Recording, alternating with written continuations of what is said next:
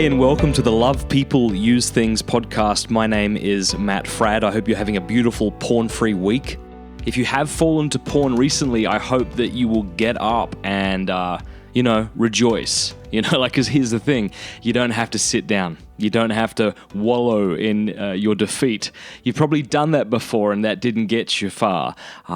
Look, we're all in this together and, you may have lost the battle, but that doesn't mean you won't win the war. So get up, okay? Get up. You're not your mistakes. You're not your mistakes. I don't care how many times you fall into this thing, okay? It doesn't define you. I want you to compare two people for me. The first person falls to porn somewhat regularly, but does nothing at all to stop himself or herself, right? He justifies his weakness, or she tells herself that this is something everyone does these days, and so it's not a big deal, okay? Then I want you to imagine the second kind of person, right? This person falls, and they know that this isn't the sort of person that they want to be, And so they get up, and they move forward, and it's tough. And they get these urges, and they don't even know where they come from, and they feel like they're never going to be free of this thing, but they keep moving forward. And then they fall. All right, what's the difference between these two people? Person one, ask yourself this question: what's required? What's required of that person? I would say absolutely nothing. All this person does is give in to their urges, right? They've become like a lemming, something that just responds to an urge without even thinking. The second type of person, they may respond occasionally, right? And then they fall, but then they get up again. And then they move forward. And what that means is there's virtue being built in this person, right? They don't just want to respond. They don't just want to react. They want to be a better sort of person. And so what's required of them? I mean, just to move forward, think about what's needed. You need perseverance, right? You need moral courage to sort of look yourself squarely in the mirror maybe and be like, I can't be this sort of person anymore. I got to be better.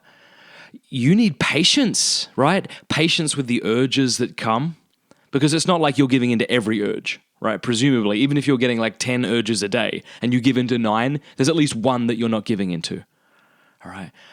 You're becoming patient not only with these urges, but like patient with yourself when you fall, right? Because in order to make progress, you can't just sit there and beat yourself up. You got to have patience with yourself. You got to realize that this thing isn't going to be won overnight, but it can be won. Yeah.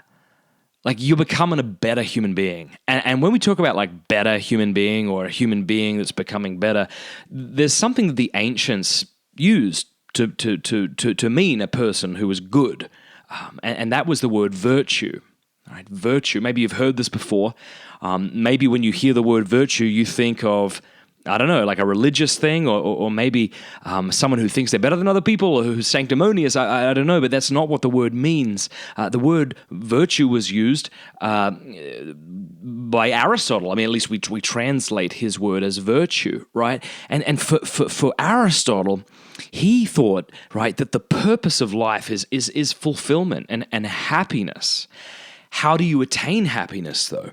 How do you attain it? You see, because there were other philosophers back in Greece, who were saying things like, well, the only way to be happy is just to experience pleasure and to get as much pleasure as you can get. One of those philosophers was Epicurus, right? And he thought, happiness is the goal of life, but if we want to be happy, we have to just avoid pain and seek pleasure. And at first, that might seem obvious. Who doesn't want pleasure and who wants to be in pain? You'd have to be crazy. But like I know, that if all we do is sort of give in to the path of least resistance, to what's most pleasurable, then sooner or later we're going to become unhappy people. And this is something that Epicurus understood to a point as well. I don't want to misrepresent him. But the reason I'm bringing him up is, whereas Epicurus thought that the goal of life is happiness, and happiness is achieved through pleasure, Aristotle believed that the point of life was happiness, and that was secured by virtue. Okay, so to be virtuous means to just function properly. So the virtuous I is one that performs its function well. It's one that sees. If you have an eye that has been put out by an accident or something, it's not a virtuous eye, right? It's not functioning properly. Likewise, to be a virtuous man or a virtuous woman just means to be a man or a woman who's functioning properly, you see? And that's why for Aristotle and then others in the scholastic period, such as Thomas Aquinas, they would say that, look, if you want to be happy, you just got to be virtuous. You got to be virtuous because there's no other choice. Like, you can be vicious, that's within your power, but you can't be vicious and happy. It just doesn't work like that.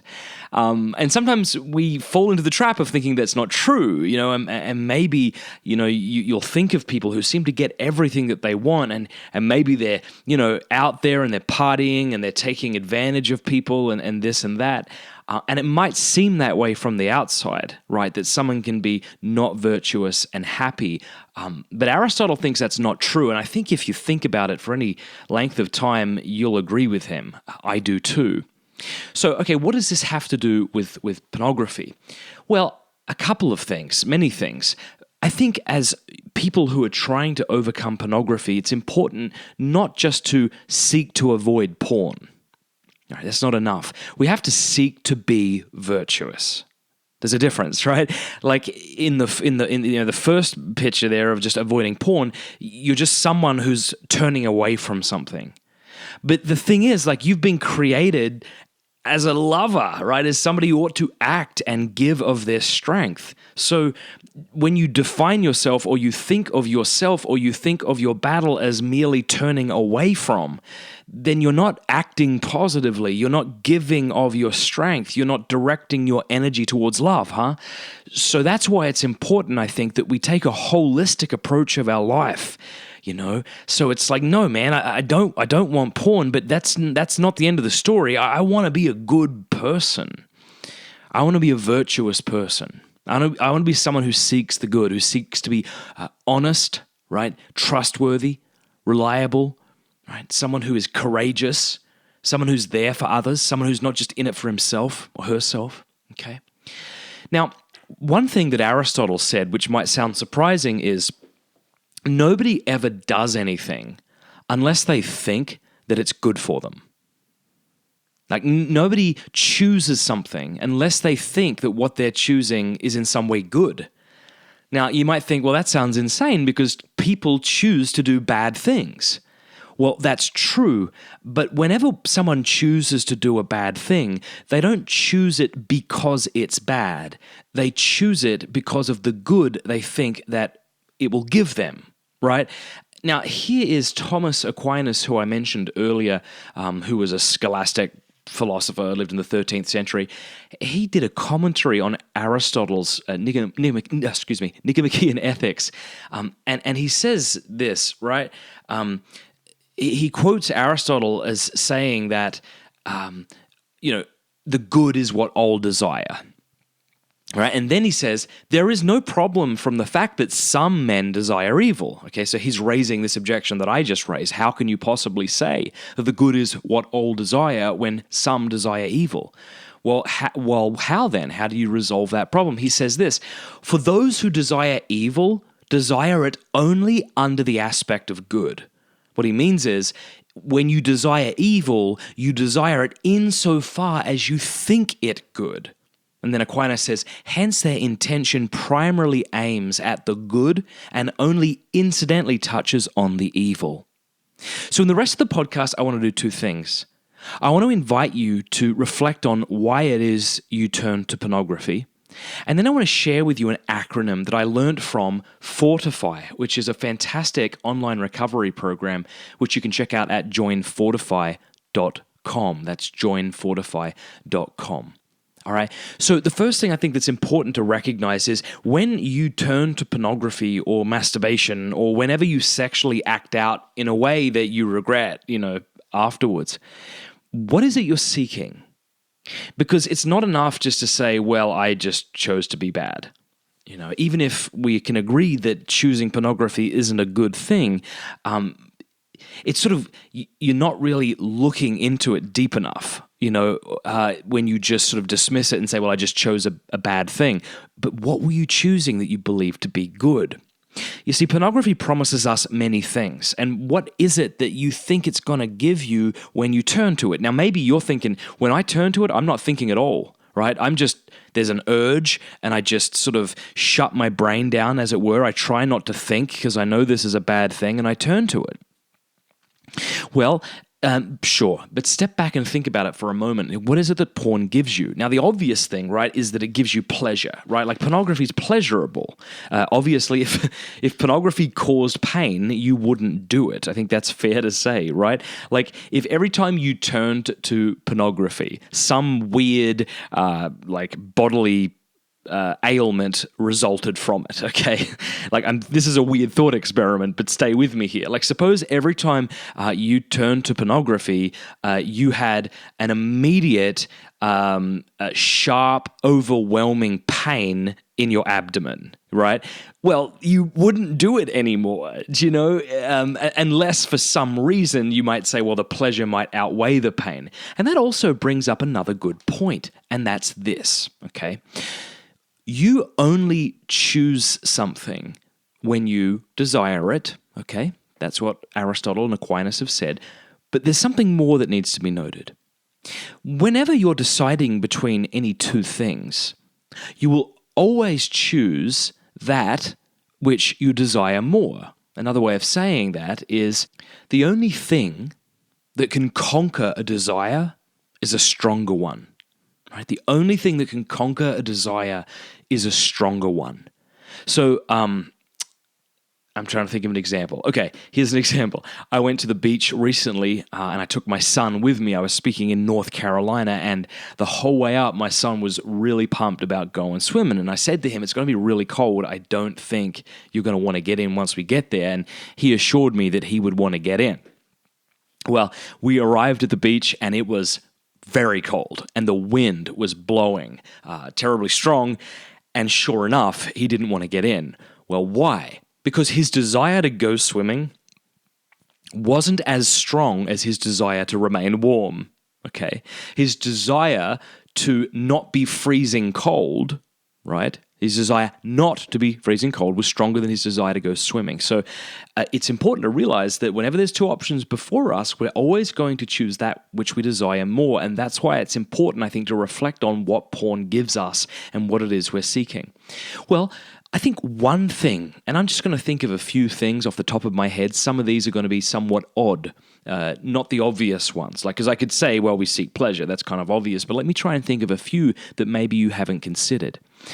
I think one of the reasons we turn to porn is that we desire immediate gratification more than we desire the tension that is involved in abstaining or trying to abstain from pornography for any amount of time, right? So when that urge comes, it's almost like you don't have the perseverance to put up with the agony, really. I mean, to some degree, we could use that word.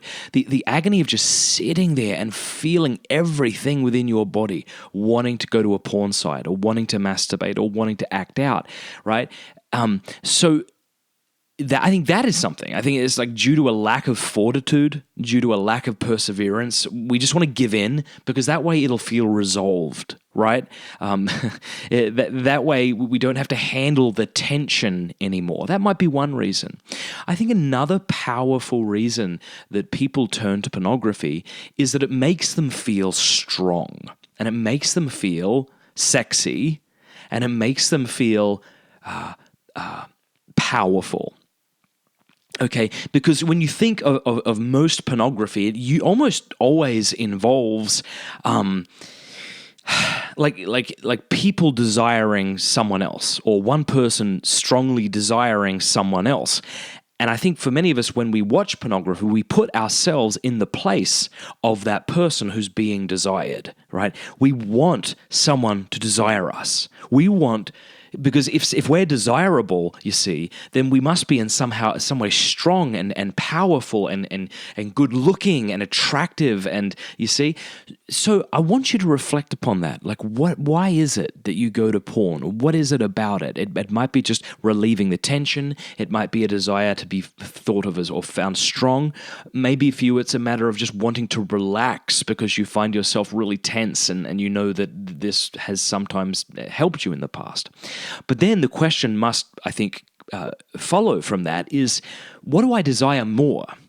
Do I desire right now for the time being to feel a sense of power and control and to feel sexy or something and wanted? Do I desire to relieve the tension? Or more than these things, do I desire to be someone who's living a porn-free life? Now, that is an easy question to answer when you're not in the thick of temptation. It's not so much a question that's easy to answer when you're in the throes of temptation.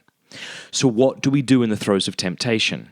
Well, if you look through the past list of podcasts I've done, you'll know that one of them has to do with what Dr. Kevin Skinner calls the activation sequence. Be sure to go check that out. I think you'll find it very powerful.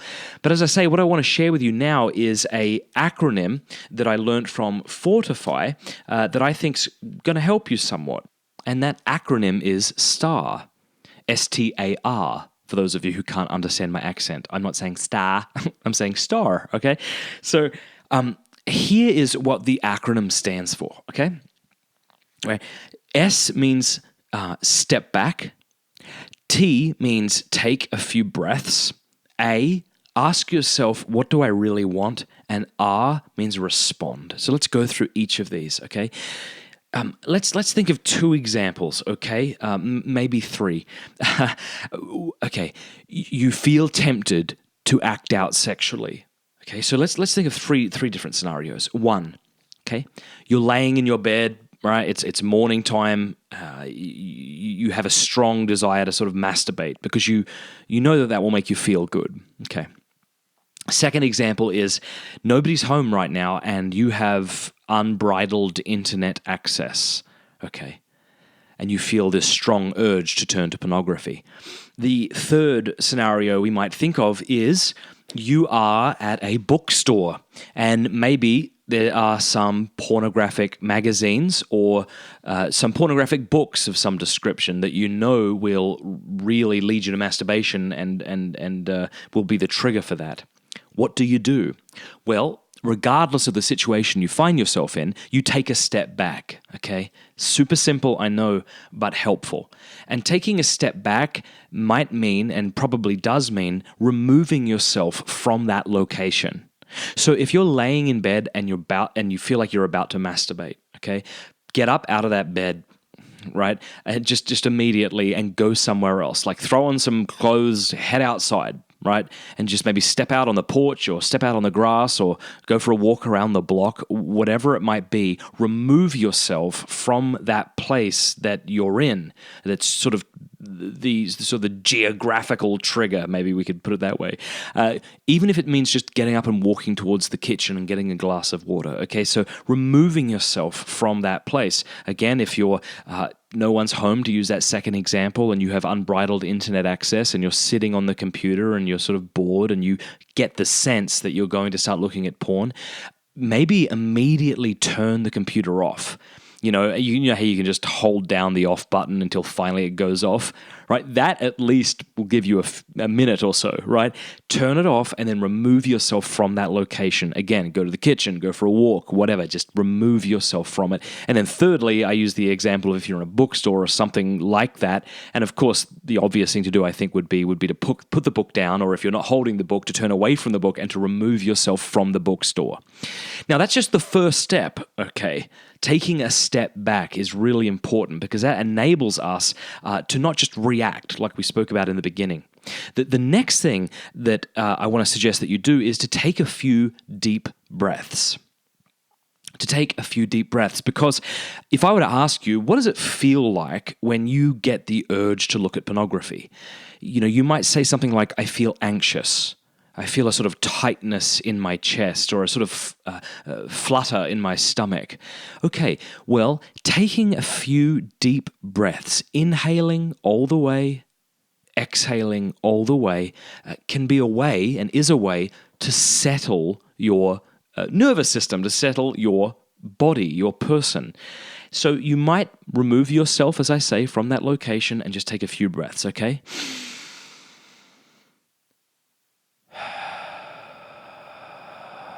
All the way in, so you can feel your lungs inflating, okay? And then breathing all the way out. Doing that a few times will help settle your body. It'll help settle your anxiety.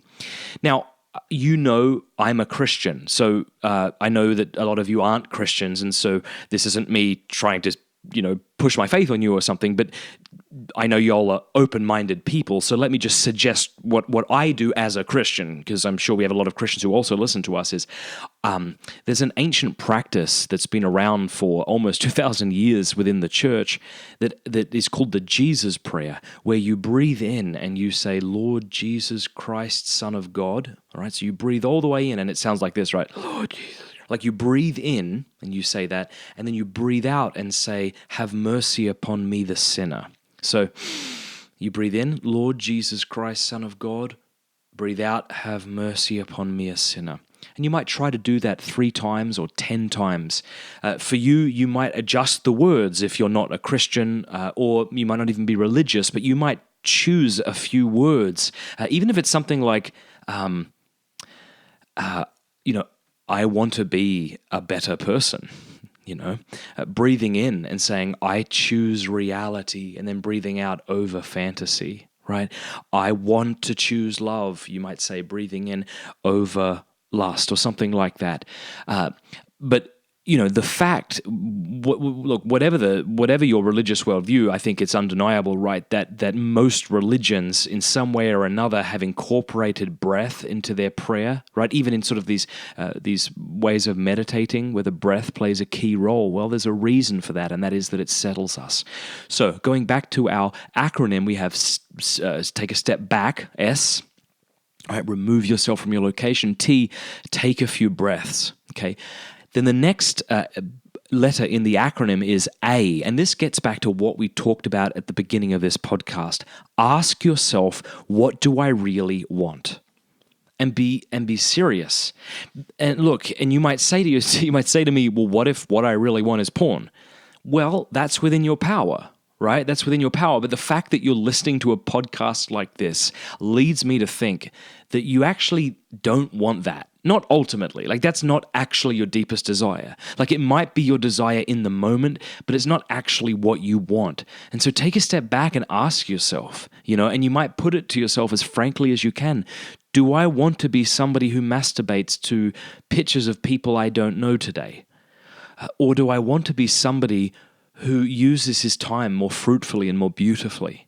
Do I want to be someone who is free from pornography, right? Ask yourself what you want. And then depending on what you want, this leads to the 4th letter in the acronym, respond, right? Do what you want to do. Remember that you have freedom in this, right? That even though the porn industry and these particular websites so often just sort of induce a mindless reaction from us, you are not mindless. Right? You have free will, you have agency, right? The ability to act or not act, and so respond accordingly.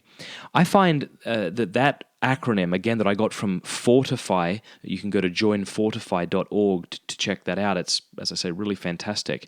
Joinfortify.com. It's a really good one. So remember, STAR, okay? Take a step back. Take a few breaths, ask yourself what you really want, and respond. Remember, again, as I said earlier, the only thing that can conquer a desire is a stronger one. And you might say, well, what could possibly be stronger than my desire to look at pornography? Well, trivially, in the moment, you might think, well, not much, right? But I think if you take a step back, you take a few breaths, and you settle yourself, you'll realize there's a lot of things that I want more than a quick fix. All right. And then finally, I suppose what we could say is reach out to a good friend. All right. So step back, remove yourself from the situation, take a deep breath, ask yourself what you really want. And then that R, that's me doing your accent, R is respond. And we could even add reach out to a good friend. Okay. Star. Step back, take a few breaths, ask yourself what you really want, respond and reach out to a good friend. Give them a call. Tell them that you nearly felt pornography and that you would like them to call you in the morning to check on you, right? Find yourself an accountability partner that is somebody who's actually going to be encouraging you, okay? So that does it for this week. I hope that's a help. Please let me know what you thought of it. Maybe you could tweet at me or leave a message on iTunes or something. As always, I want to encourage you to check out Covenant Eyes. I mentioned accountability.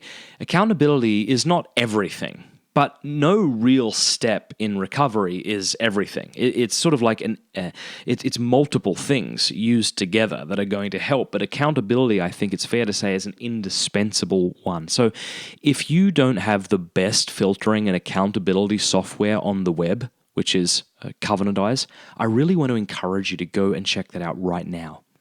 Another thing I want to encourage you to do, and a big thanks to all of you who already have done it, is to join the Love People Use Things campaign. You see, this podcast isn't all I do on this topic. I travel the country. I just got back from North Carolina.